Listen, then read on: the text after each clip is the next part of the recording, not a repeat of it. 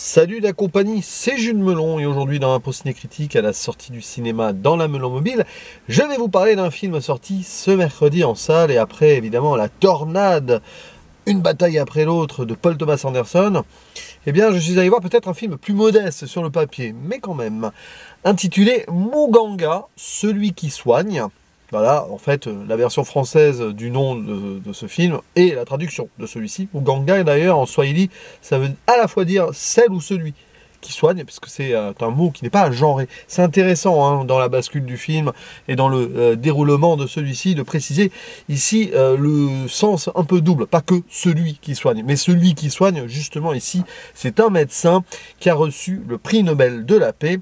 Et ce film, réalisé par Marie-Hélène Roux et co-scénarisé avec l'haïtien Jean-René Lemoine, est adapté, on va dire, oui, si vous voulez, d'un livre qui réfère peut-être certaines réflexions et certains témoignages, surtout de ce médecin, Denis Mukwege, dont il est question ici, qui a reçu le prix Nobel de la paix, accompagné de Guy Bernard Cadière, un chirurgien belge, que l'on voit aussi dans le film ici. Donc ces deux hommes principaux, interprétés respectivement par Isaac de Bancolé, qu'on a vu dans pas mal d'œuvres internationales, hein, d'ailleurs, et Vincent Macaigne, voilà, que j'apprécie particulièrement dans un rôle ici beaucoup plus grave, même s'il a certaines facéties à certains moments qui essaye de libérer un peu d'ailleurs son protagoniste d'une atmosphère compliquée.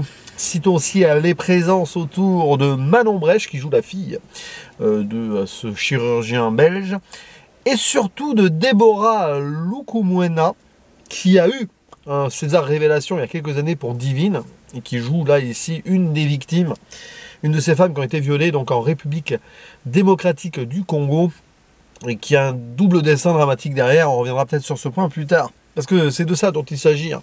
Ce médecin, celui qui soigne, l'homme qui réparait les femmes aussi, je crois que c'était son autre surnom, qui a dédié son existence, une partie de celle-ci, à donc s'occuper de femmes dans son pays, mais je crois aussi dans d'autres pays, mais là, ici dans son pays, de femmes victimes de guerre, et ici victimes de viols de guerre, donc en République dominicaine, non, République démocratique du Congo, pardon, des viols effectués par notamment l'armée et des populations qui veulent à tout prix faire fuir d'autres pour pouvoir garder des terres où on extrait un minerai qu'on utilise dans nos téléphones portables. Nous sommes tous un peu plus ou moins coupables indirectement de ce qui se passe. Le film nous le rappelle hein, au début. Bref, il a ouvert un hôpital, c'est pas facile pour lui d'aller contre le gouvernement de son pays, mais il résiste. Et donc à Panzi, enfin c'est le nom de l'hôpital, Panzi, ça a failli être le titre du film, il va recueillir toutes ces femmes qui, souvent en pleine errance, à la fois physique et mentale, ont tout perdu et sont à l'agonie. Et donc il faut les sauver par rapport à ce qu'elles ont subi aussi. Même si mentalement ça sera toujours compliqué de réparer complètement ce qui a pu se passer. Et donc Guy Cadière découvre cet homme, enfin peut-être qu'il le connaissait avant de renom, mais le temps d'un discours en Belgique, puisqu'il est belge hein, ce chirurgien, où Denis Mukwege, face au roi, dit ce qui se passe, et il dit les termes crûment, violemment, avec des détails. Et on voit aussi quelque chose, enfin il y a une mise en scène très étrange sur l'introduction, j'y reviendrai après peut-être. Et donc là, Guy Cadière, il rencontre, voilà, il parle à Mukwege et il lui dit qu'il va l'aider parce qu'il a mis au point une opération un peu voilà, chirurgicale très précise à travers des trucs qu'on insère dans le ventre pour aller plus vite et faire moins de dégâts dans ce qu'on peut réparer pour ces femmes. Donc il va y passer quelques temps avec sa fille du coup, qu'il a eu d'ailleurs une épouse congolaise. Et là-bas, le père et la fille vont découvrir un peu les lieux avec une autre dame aussi qui les accompagne. Et c'est violent. Voilà. Et puis la menace perpétuelle autour, parce que évidemment Mukwege est potentiellement sur la sellette, et on le sent. Et donc, c'est une terrible tragédie où même parfois des femmes reviennent plusieurs fois, parce qu'elles ont été violées plusieurs fois, elles sont soignées. Il y a comme une sorte d'impossibilité de réparer complètement les choses, mais ils sont là, ces gens-là. Et Mukwege, accompagné d'ailleurs de pas mal de femmes aussi, y compris dans son entourage médical, ils sont là, ces gens-là, pour faire le mieux possible. Et c'est pas facile. Et ça nous rappelle, ce film, que ouais, notre monde regorge de violence, de haine et de tragédies comme celle-ci. Voilà, des génocides, il y en a eu dans l'histoire, il y en a actuellement, bien sûr. Mais il y en a aussi dont on parle peu, parce qu'au Congo, République démocratique du Congo, c'est vrai que ça fait pas trop la une des journaux et des infos. Mais bon, parce que ça continue, hein, plus ou moins ce qui se passe là-bas. C'est un film qui m'a marqué, là, voilà, c'est dur. Ça va au-delà même du cinéma, parce que tu regardes cela, et plusieurs fois, l'œuvre t'interpelle. En tant que toi, voilà, membre d'un monde occidental. À un moment, il y a une scène où il dit, voilà, vous allez regarder ça devant la télé, vous allez pleurer pendant le dîner, puis après vous allez passer à autre chose. Ce film, il vous dit, voilà, vous allez voir ça, vous allez pleurer, forcément. Ne passez peut-être pas à autre chose non plus, même si à notre niveau, on ne peut pas faire grand-chose. Si ce n'est parler de cette œuvre, et cette œuvre, elle existe, allez la voir au cinéma, pour témoigner ce qui se passe. Et ce qui a pu se passer, mais ce qui continue à se passer. Et probablement pas qu'au Congo, dans beaucoup de pays en guerre, où voilà, des armées envahisseuses vont faire mal à la population. Souvent, c'est les femmes qui trinquent. Et il y a des viols. Ça, c'est vrai d'ailleurs depuis longtemps, malheureusement. Mais alors là, on est carrément dans du viol stratégique de guerre, c'est affreux. Hein. Pour faire peur, c'est-à-dire qu'elles sont même pas tuées, elles sont humiliées. Il se passe des choses. Il y en a une, par exemple, elle a subi le viol de ses fils parce qu'ils ont été obligés. Voilà. Et puis, du coup, après, elles doivent garder ce témoignage-là et pour faire peur aux autres. Tout ça pour extraire ce minerai, évidemment, pour la richesse et le lien avec, évidemment, ce passé colonial qui est là et qui continue, parce que c'est des exportations qui vont, évidemment, aider des gens qui sont plus dans des pays développés, ex-coloniaux. C'est très intéressant. D'ailleurs, le film s'ouvre un peu sur ce point-là, puisque la Belgique a son passé colonial et a du mal à le reconnaître. Enfin, c'est ce qu'on comprend, qu'on croit à travers les mots du chirurgien. Et à un moment, il parle à une sorte de noble, là, une dame. Oui, j'ai ma femme était congolaise et je l'ai conquis. Elle dit, ah, c'est beau. Non, c'est pas beau. Non, voilà.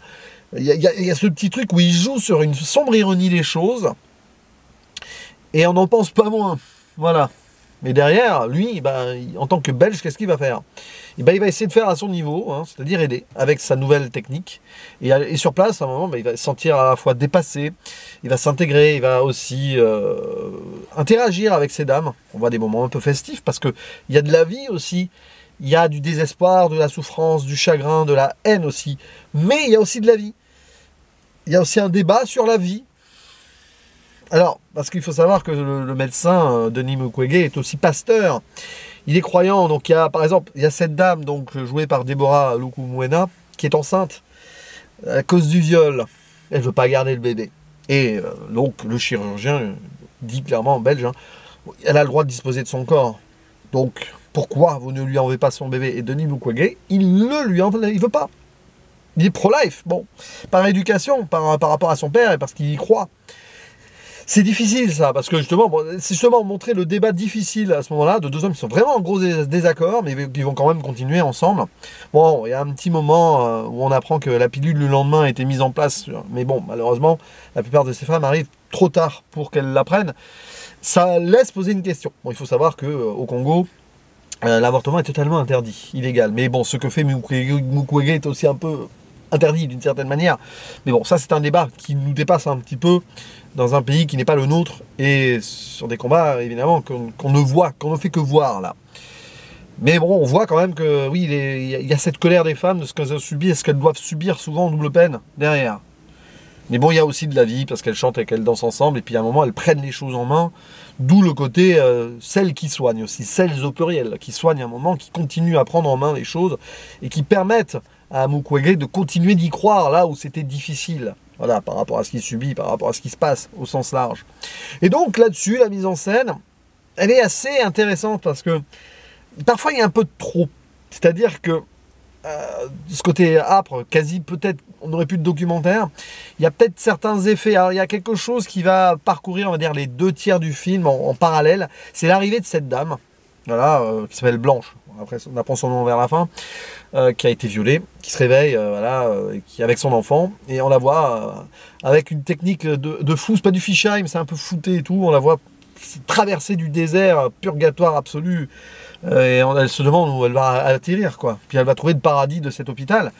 Il y a ça, donc il y a ces petits moments, c'est pas de l'onirisme non plus, hein, c'est dur, et puis ça reste quand même sobre, mais il y a ces petits côtés presque suresthétiques. Cependant, il y a des moments de mise en scène dans une certaine, on va dire, réflexion quasi naturaliste qui est super bien pensée, notamment les scènes de chirurgie.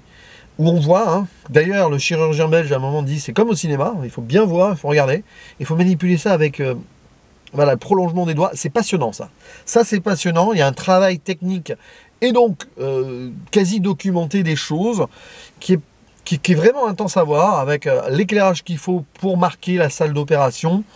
Donc c'est vrai que le film a été travaillé là-dessus, parfois un peu trop, mais je comprends l'idée aussi, parce qu'il y a cette idée aussi, voilà, il y a des parallèles, ce que je disais tout à l'heure par rapport au colonialisme, ou donc au post-colonialisme, là, de ces femmes violées, des cris de femmes violées qu'on entend et qui résonnent avec le viol de la terre, hein, pour extraire le minerai, parce qu'en fait, cette idée, elle est là, cette richesse que la terre congolaise a, et qu'on veut récupérer, que certaines personnes veulent récupérer, c'est la cause de ces viols, de ces souffrances, de cette haine absolue que subissent, bon, ici les femmes.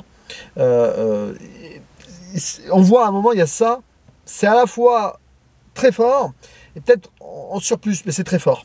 Et puis bon, le film est extraordinaire quand il va dans les silences, quand il va dans l'introspection, dans le jeu remarquable de stoïcisme, mais aussi de souffrance intérieure, de je suis là, mais qu'est-ce que je peux faire de plus, d'Isaac de Boncolé, qui est remarquable pour cette performance-là. C'est toujours un acteur qui a, même dans des projets peut-être plus commerciaux, qui réussit à garder quelque chose, qui a un charisme, quoi. Voilà, il a aussi joué pour Jim Jarmusch, hein. Il a vraiment une belle carrière, assez atypique, hein, cet acteur. Je crois qu'il est d'origine, si je ne me trompe pas, béninoise, mais j'ai peur de dire une bêtise. Alors, si je l'ai dit, tant pis. Il y a ça, voilà. Puis le duo qui forme avec Vincent Macaigne, il y a des scènes extraordinaires, hein. Notamment donc celle du débat sur l'avortement, qui est déchirante, hein, mais c'est un fait. Voilà, c'est déchirant, c'est là.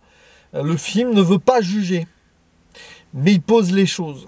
Voilà, on voit la souffrance là, du personnage Boussara, donc joué par Deborah Lukumwena, qui est extraordinaire aussi, hein, sur les scènes qu'elle a. Voilà, c'est un rôle parfait aussi pour l'évolution de sa carrière et par ses origines, parce je crois qu'elle est de parents congolais.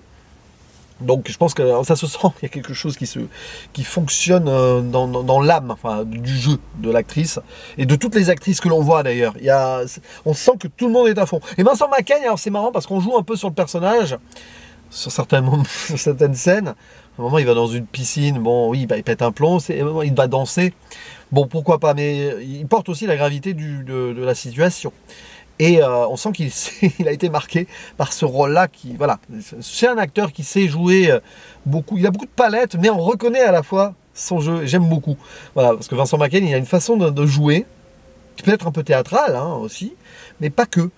Et il a une forme de bonhomie, mais aussi de gravité par moment, de naïveté, de légèreté. Et ici, justement, c'est un peu le Candide qui découvre, mais il met de la force et de l'émotion aussi. Donc ça fonctionne super bien. Voilà. Donc pas grand chose de plus à dire, pas trop de musique invasive, après un moment des petits moments de piano qui arrivent, mais ça va, ça va, ça aurait pu être pire, donc c'est très bien. Donc ce film franco-belge, hein, de production, mais évidemment africain de cœur, a été tourné je crois au Gabon, où est née la réalisatrice, et avec ce scénariste Jean-René Lemoine qui connaît aussi certains points sociaux. Je crois qu'il a bossé avec, il est haïtien, il a bossé avec Raoul Peck. Donc voilà, c'est des gens qui connaissent, qui ont pris en main le projet, qui a pris plusieurs années à se mettre en place, qui a été coproduit par Angelina Jolie d'ailleurs, ce que j'ai vu.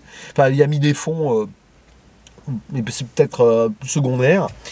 Mais voilà, essayez de le voir, Muganga. Voilà, moi j'ai fait ce choix-là. Parce que j'ai hésité, alors non, je voulais pas avoir classe moyenne à la base, parce que j'ai eu peur, bon. Mais de toute façon, les horaires étaient pas bons, hein. Voilà, trop tard dans l'après-midi pour pouvoir, pas assez tôt pour pouvoir enchaîner 2 films. J'avais hésité avec Rembrandt, là, mais bon, finalement, non, j'ai vu que là, il y avait un sujet grave, avec en plus Vincent Macaigne, Et voilà, c'est un devoir aussi d'histoire et de mémoire, et voilà, de se souvenir que, là, en ce moment dans le monde, en plus ça parle aussi du génocide rwandais. Il y a un personnage là, qui est issu du génocide rwandais, qui a été recueilli, qui travaille avec le médecin. Donc ça rappelle aussi ce qui s'est passé. Alors, génocide rwandais, on en a entendu parler, hein, les Hutus et les Tutsis, pardon. Et ça rappelle que, encore dans le monde aujourd'hui, alors évidemment, là, il y a un grand génocide terrible en cours, hein, dont on parle beaucoup aux informations, oui, et dont on ne parlera jamais suffisamment, mais il y a aussi ce génocide-là, et peut-être d'autres, hein, mais bon, celui-ci, je crois que toujours en cours au Congo, il me semble malheureusement qu'il y a des choses très graves qui se passent encore maintenant, là, au moment où je fais cette vidéo, mais bon. Donc, moment de gravité aussi, le cinéma et l'art sert à ça. Ça sert à montrer des choses, et à dire peut-être ce que peut-être certains médias ne veulent pas dire, ou certains politiques ne veulent pas prendre en main. Voilà, d'ailleurs c'est questionné par le médecin, hein, par un moment. Il faut faire des discours à l'ONU, devant le roi, machin, légion d'honneur, mais derrière, hein, il faudrait que les choses soient prises en main. Après tout, ça a fonctionné pour la Bosnie, c'est vrai, il le dit. Il faudrait que ce soit le cas partout. Hein. Il faudrait vraiment que ce qui a pu être réglé en Bosnie puisse être réglé, hein, pour le conflit actuel à Gaza ou ici au Congo. Mais bon, ça, on espère que l'avenir sera positif. Croisez les doigts. N'hésitez pas à dire en commentaire ce que vous pensez de ce film-là. Et on en parle, c'est important. Il faut aller le voir. Voilà. Il n'y a pas que le nouveau Paul Thomas Anderson qui est absolument extraordinaire, et allez le voir aussi, bien sûr. Il y a aussi cela. Allez, je vous dis à la prochaine. Ciao!